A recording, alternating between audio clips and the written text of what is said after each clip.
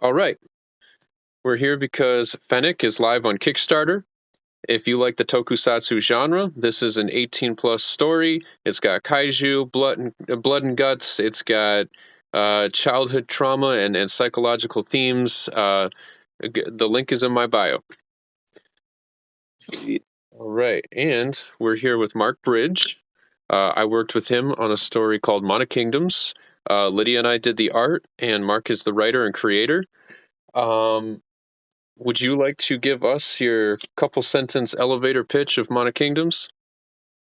Sure, I'll attempt to try. I know everyone knows. Like, make sure you have at least a good sentence or two. But I realized, like, oh my God, I'm distilling this gigantic piece of story into like a couple of sentences. One of the biggest challenges, but here we go. It's a futuristic story that's set in America, well, now called the Neo America, where America now has a monarchy ruled by a queen. There's now magic, and machines are now slaves after a gigantic war with humanity. Um, and her daughters are prophesied to be sacrificed in order to stop entities known as the feeders, and a plan that was set up by their father.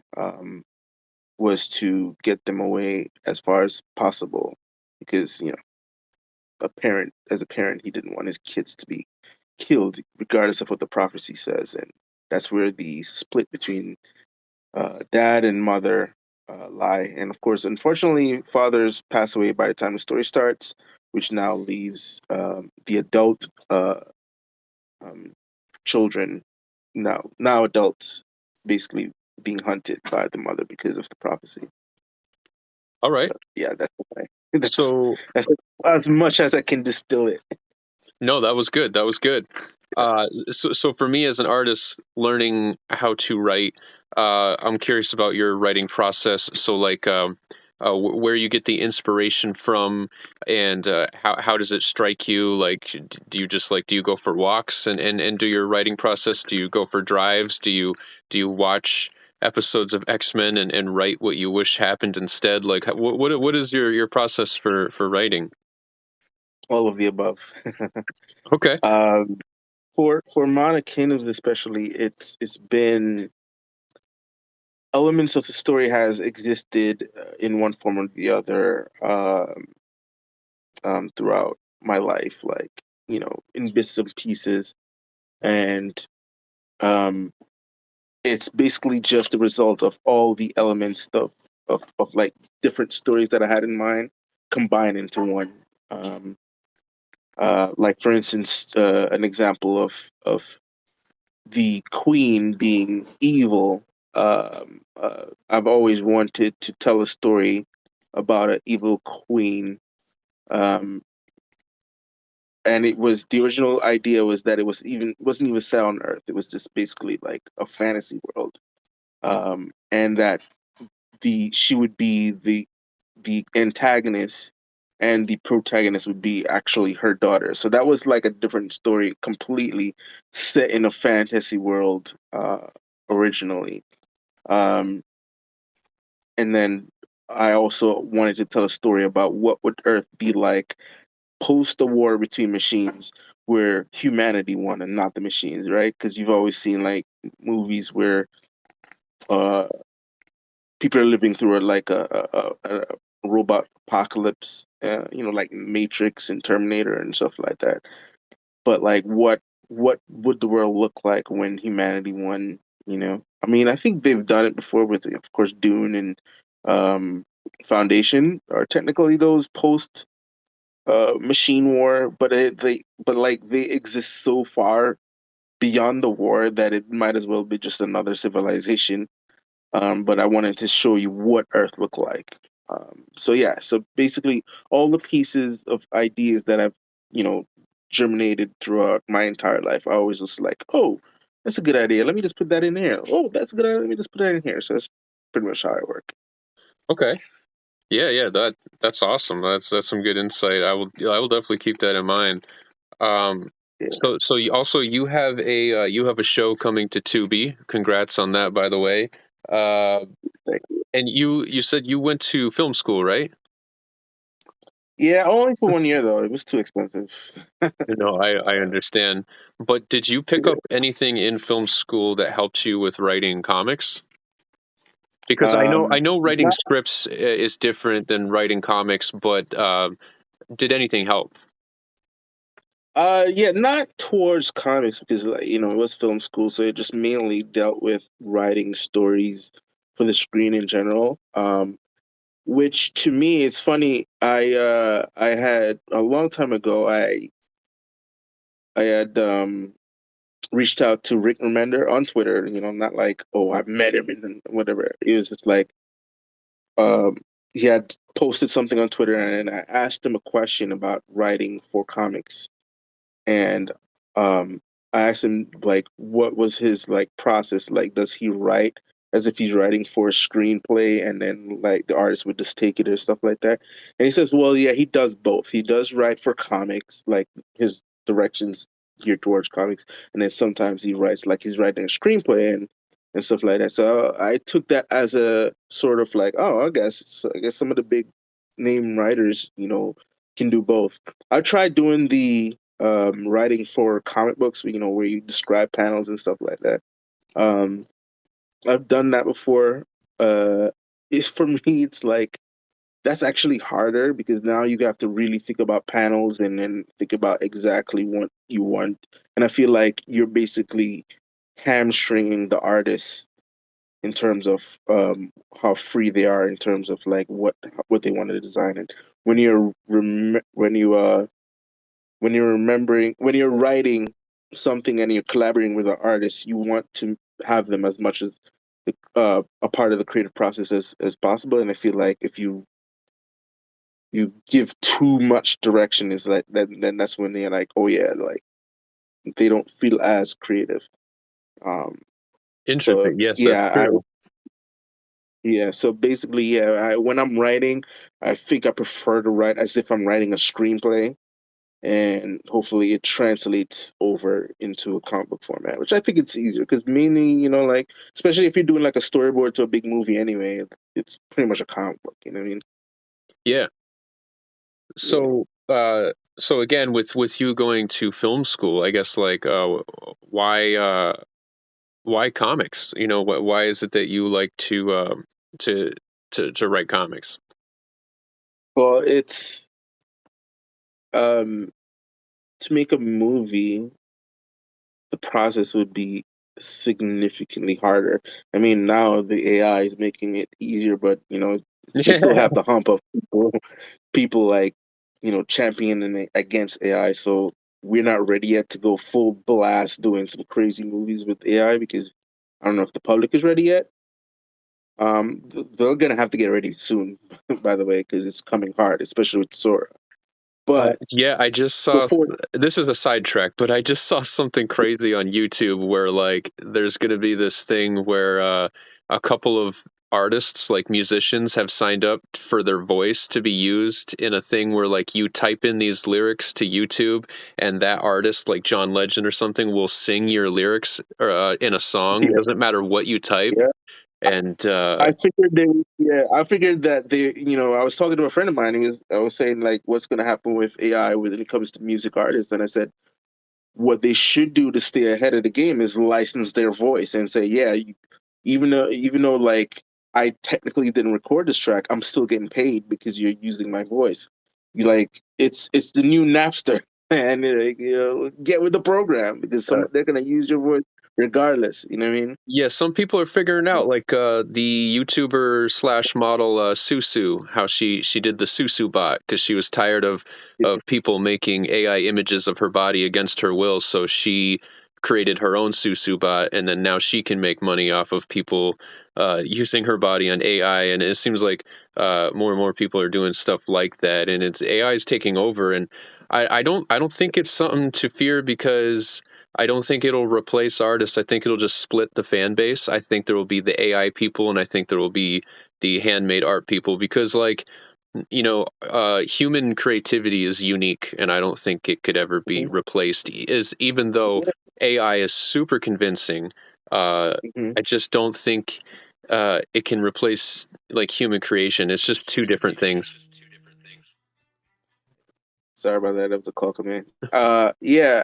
Um, I think like AI will, especially with artists, it'll be just another tool to me. Like, I'll still, for me, I still feel like I want to work with artists because I feel like the artist will give me, like I'll better be able to direct artists better, and AI will just be a tool to actually help push, what you want to do, you know what I mean? But Hmm. like it'll still be based on an artist's art, you know what I mean? So it's like my ethical way of using AI is like use an artist to create whatever you want to look like, and then have AI be the one to sort of push it further, Like push that person further. how the Corridor Crew did it. Exactly, exactly. So yeah, so going back to, uh why write comics is, before AI thing is happening, it's more like, all right, I want to tell this story, but I don't have the budget to do it. So like, how do I tell this story? And I guess one of the ways to tell that story is doing it through comic book format. You know what I mean? Because then, even though you still have to pay like an artist, at least it's not $100 million. You know what I mean? Hmm. And I think something like Mono Kingdoms, which is funny, you should ask that question. It was originally a television pilot. Like what happened was I saw this screenplay competition, and I saw it very late. Basically, is like the deadline would have been like the next day, right? And I'm like, holy shit! Like, wonder if I could like just write something real quick and then and what I end up writing was the television pilot for Mana Kingdoms, which was actually titled Arcane before. Uh, and so I wrote that in like one day, basically, and submitted it. I eventually didn't win it, but I was like, man, I'm not throwing this shit away. I'm using it. Somehow I'm using it. And, of course, I met you at the comic book store at Spider's Web, and I was like, that was it. It was like serendipity. Wow, thank you. That's awesome. I didn't know that you started off like writing it as a pilot, and that's cool. And I'm glad you decided to keep doing something with it because I think it's a cool Yeah. story.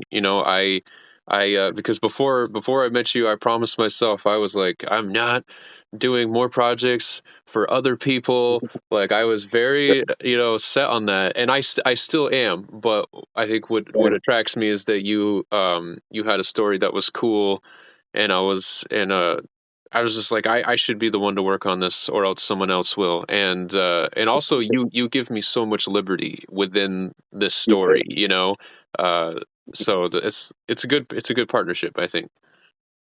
Yeah, for sure, for sure. And you know, like the whole arcane thing, I was so I was kind of upset that I had to change the name. Like when I originally named it Arcane, and then like there was a show coming out called Arcane. I was like, it's Legends. Nobody's gonna give a crap. You know what I mean? Because like usually you like video games to like you know television or even movies, they don't really do too well. Like that show just hit with a vengeance, and I was like, oh god damn it, right? And I was like, what should I call this thing? Maybe I should call it like Arcana or something like that. I was like, oh, man. And then I just remembered that I love video games, and one of the things about video games, like the RPG genre, especially like the JRPGs, is like they always have like mana, something about mana, right? Even if it doesn't have that in the title, Yeah, the like Legend the of Mana. magic. Yeah, they usually like the magic portion of it is they call that mana. So I was like, I'm kind of doing a fantasy story and a gigantic one, so I might as well call it mana something. And I was like, okay, there's mana in it, and there are kingdoms in it. Mana kingdoms. There you go.